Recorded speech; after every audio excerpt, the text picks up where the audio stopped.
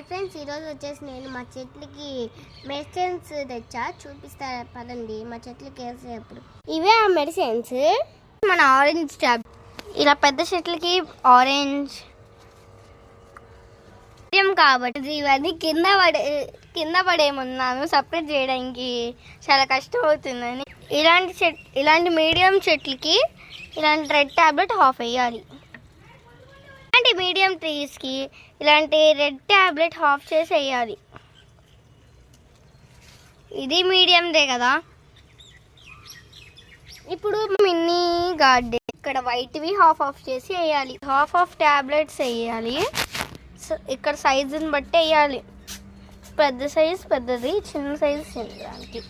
ఈ సైజ్ దానికి ఇది వేయాలి. మళ్ళీ దీనికి ఇది